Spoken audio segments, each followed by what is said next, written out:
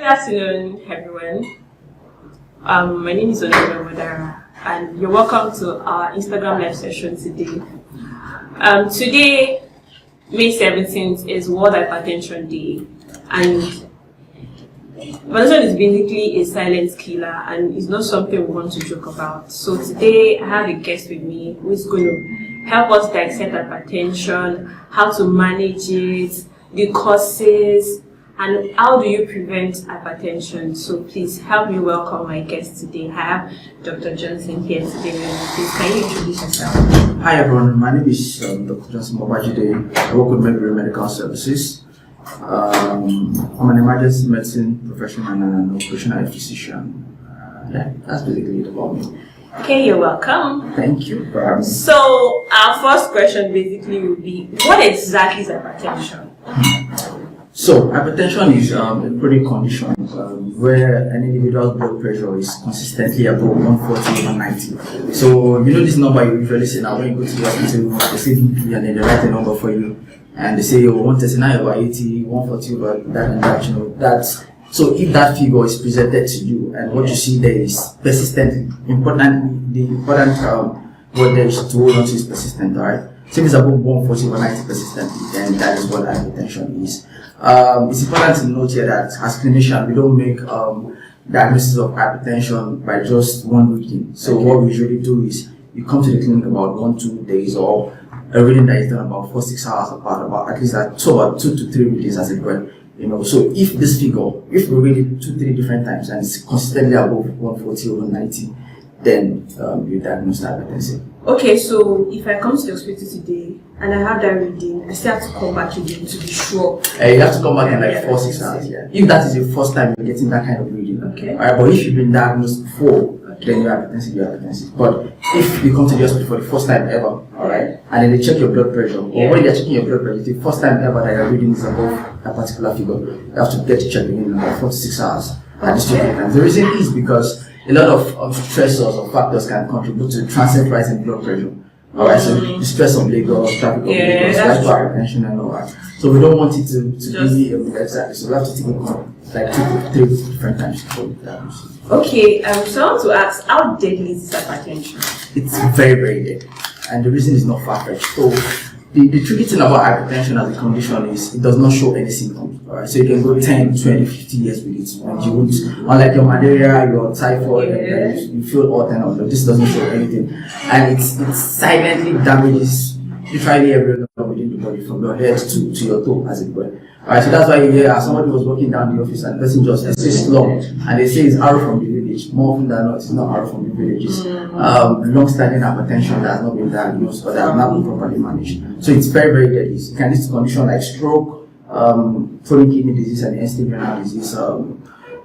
Name it, literally every complication. So basically, most times when people, you've seen cases of somebody dancing in church and they just slumped and died. Yeah. So are you saying that most time, like most cases, because of hypertension? It's because of poorly managed hypertension that has gone like AY and has led to a complication that most time can be a stroke, can be an heart attack, cardiac arrest that just happens suddenly. And then if you now put that person on the autopsy and say, okay, what is the cause of this death? More often than not, you see an enlarged heart, which is a sign of long-standing hypertension that has not been managed. Okay, so let's go back to this reading thing you were talking about. So, what do you use to measure? Like, how do you get those values? Like, okay, so there's something that you put on, and so how does this reading come to be actually? Okay, so it's a machine called the sphygmomanometer. Alright, so it's a machine that measures the pressure that your blood exerts on your blood vessel. I don't want to go into the details of that, alright? Okay. But what usually happens is, imagine a pipe, and the water running through it. And imagine the pressure of that, within that pipe being, let's say, 100 millimeters of mercury. And then all of a sudden it goes above, the pressure that it will exert on that pipe go higher. Okay. So that's what basically is in small items. So I want to ask, how often should people check their blood pressures? Okay, so I tell people, if you live in Nigeria, and I mean, 25 years or 30 years and above, please check your blood pressure at least once in a month. Once in a month? If you are in Lagos, shots, it is important to check it once in a month, alright? Lagos people, check your blood pressure once in a month. Yes, alright. So, are you saying stress can also be a major factor that can cause hypertension? It's a contributing factor, alright? I need to mention here that if you have a first degree relative, that is a father, a mother, a sister, your brother, that has been diagnosed hypertensive, you should check it more often than once in a month. You should do at least twice a month. Okay. Because there's a connection between it as well. So if somebody in your family has hypertension, you have high risk of having hypertension. Exactly. Wow. There's a high chance that you might have it. Okay, so let me ask, what exactly causes hypertension? You said stress. Are there other things that cause hypertension aside from this thing? So, let me start from here. So there are two types of hypertension when it comes to the classification. There's one we call the primary hypertension and another one we call the secondary hypertension. Okay. Right? So the primary one is, we don't know the cause. That's scientific, that's understood. But what we know is that when you're 40 years and you're above that age, and you're black most times, your blood pressure just goes up. Alright, but any increase in blood pressure that happens to individuals below 40 years of age and there's a known cause to it is usually the essential type of hypertension. So I needed to start from there. Okay. So the secondary types, the elements that causes secondary type of hypertension are pheochromocytoma. More often is chronic kidney disease, really, So it's an interesting loop. The kidney and the heart has I don't want to say emotional connection here, but they have a very deep connection as it were. Alright, so when it happens to the kidney, most times something happens to the heart, something happens to the heart, something happens to the kidney. So it's like saying kidney and liver are like a couple. So whatever happens to the kidney happens to the heart. Not every time, but more. Okay, but most cases. Yeah, so, no, not liver, kidney and the heart. Kidney and the heart. So it's a very interesting loop. Wow. So the most common cause research has shown in young people is CKD, that's chronic kidney disease, is what leads to high blood pressure. So basically, people that have kidney issues will definitely have high blood pressure. Okay. So I really want to ask this. I've not seen it. I've heard of a case where a young person I know, as to say, actually had hypertension. And would you really say that? And I don't think it was kidney. What would you think actually happened to the young person? It's not absolute. So my words were more often than not. Alright. So a large percentage of it is usually, but not all the cases. Okay. Alright. So a lot of things can cause it. Cushing syndrome, pheochromocytoma. So what we usually do as clinicians is if you come in as a young person and your blood pressure is above the roof. Yeah. And we'll do a series of investigations to find out what the cause is, because about 90% of the time there's usually an underlying cause that is making the blood pressure go up compared to a 40-year-old that come in and the blood pressure is. Okay, so we have talked about the causes, what it is now. Now let's go to how is it curable? Hypertension curable? Is it manageable? So it means once you have now, like you can only manage it. It's not like there's a permanent cure. But it can be managed extremely efficiently. Okay. If you stick to the rules, yeah. So somebody can have hypertension and still live for as long as you want. 150, 200. If you want to go as I ask me to sell her, please. My guess. And that's the good news about today. Yes. So how do you manage this hypertension when you hear that you have it? Okay, so lifestyle modification is first, and it's usually the tougher one for people to do.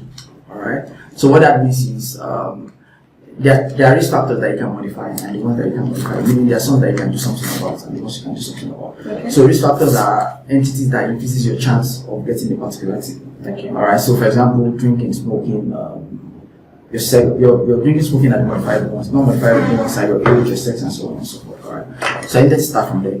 So lifestyle modification, top on the list is reduce your salt intake. Okay. Alright. So the average adult does about 9 grams to 12 grams of salt per day. Alright. Okay, can you put that gram in a lemon, like teaspoon or tablespoon? Yeah. So the advice, this what you should do as an adult is to do at least 6 grams a day. That's 1 teaspoon in a day. Is that Abby? That's very hard. That's very hard, but that's the best way. So wait, if I'm cooking rice now, I should use 1 teaspoon. Yes. Do you know how to mix two? So put it in the stew instead of in the rice. Okay. So 1 teaspoon per day. Yeah. Okay. That's it. The interesting thing is people say, okay, you saw that doctor told me during the Instagram, like, at least I can put Maggi, I can put Veda, I can put Ajinomoto. Please understand, those things contain sodium. So the truth is you're trying to reduce your sodium intake, which is an integral part of salt, Maggi, and all those other condiments that you add to your meal. Alright, so it goes across board. Alright, so your Maggi, your salt, everything should be more than 6 grams. Okay, so aside salt, is there something else people who want to manage hypertension with time? What else should they also take note of? People say low cost beans here, but you should do the what's it called now? I know it's in Yoruba. The one that is not meshed together, it should be the ones that stand alone. Oh, the reason is okay. because the one that is meshed together is usually preserved with salt.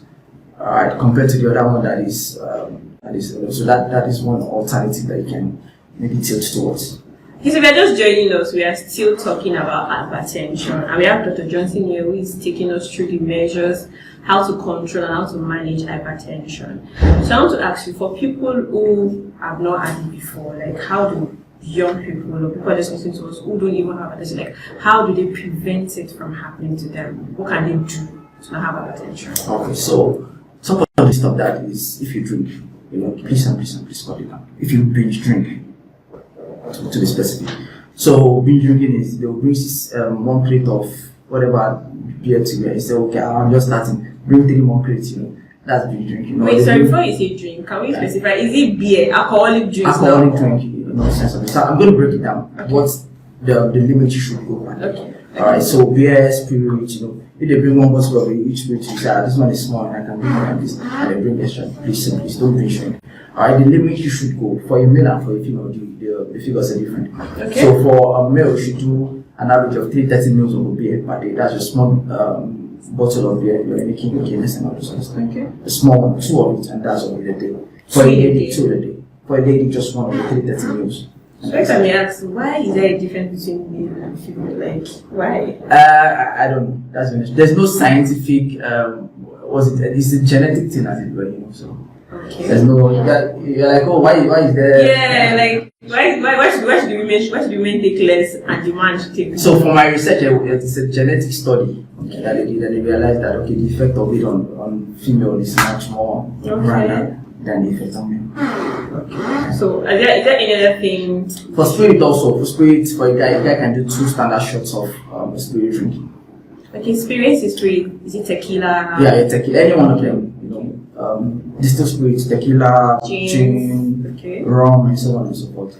A man can do 2 shots of that, and a female should do 1 shot in a day. Yeah, and then for wine, for a guy, you can do 2 standard wine glass. Okay. And then for a lady, 1 standard wine glass.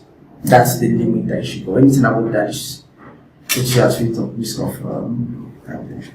Okay, is there any other thing? Yeah, so exercising also is an excellent one. All right.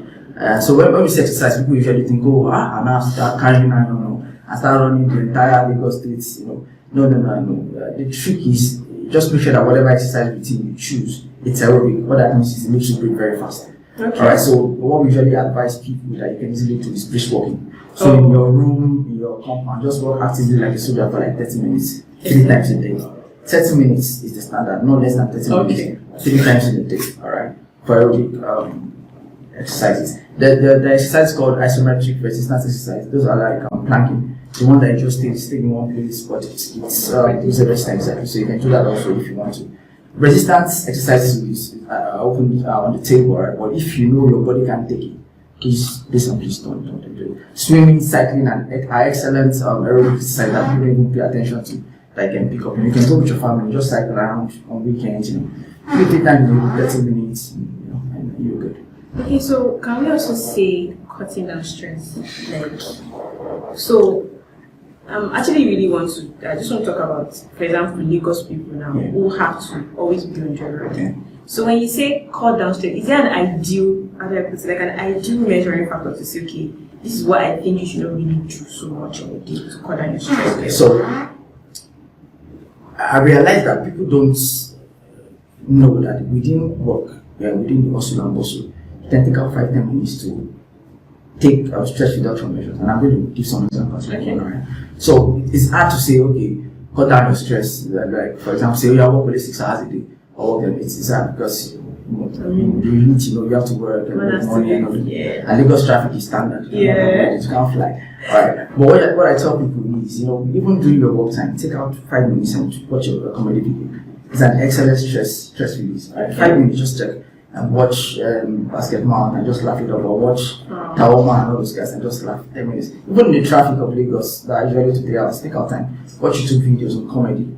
Specifically, right? On weekends, if you're free, go to the park with your family. The interesting is, time with family, studies have shown that it's an amazing element that helps in controlling blood pressure. Amazing stuff. So go to the park with your family, just have a good time, have a nice time. Go to the cinema, watch movies. You can also watch random movies on short movies during traffic, during work, for 5-10 minutes. Go for water breaks, every 30 minutes. Just stand up from where you're working. Go get some water, take and go back to your work. So those are practical steps you can take, within the day to help you at least reduce.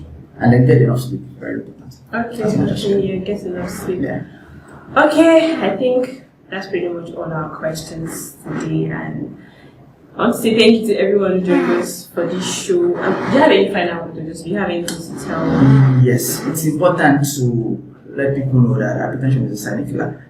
From a personal point of view, I know a friend that had long-standing hypertension for a couple of years, and the condition shut down his kidney. Right? And the funny thing is, when the complications ensue, they are very, very expensive compared to managing them properly, compared to knowing your number, like you say, which is get your blood pressure checked and know which number you have, and then managing it. All right. So when a kidney condition comes, you'll be looking for 9-10 million to do a transplant, right? Compared to the 400 naira that you will spend on getting medications to use, and exercise is even free. Nobody will charge you to exercise, So okay, so are there drugs for hypertension? Yeah, there are medications, absolutely. But I tell people don't self-prescribe. All right, don't go by the counter and say, oh, I might have hypertension, or you are giving medications. All right, let this be the work of your clinician. So see a doctor. All right, let them measure and let them say, okay, take this and this. And please don't go by yourself to go and refill just randomly, without your clinician's input. The reason is because blood pressure is not it's a dynamic element.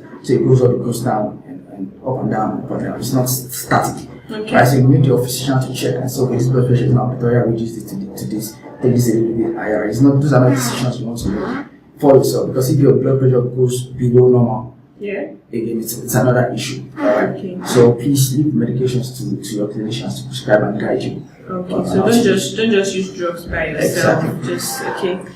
So is there an impact of drug use on hypertension? So let's say if you are using drug or something, is that a way it leads to hypertension? Yes, there is. Alright. So if you are the one that uses drug abuse a whole lot, there's a high impact on it. Alright. It can increase your chance of actually having hypertension. Okay. So thank you everyone for joining us again. So we have a blog post written specifically for hypertension. We did a very big breakdown on hypertension, the causes, the management, and how you can actually treat it. So you can actually visit the link in our bio to read up this blog post. So thank you once again for joining. My name is Olome, and this is Johnson Babajide. Thank you.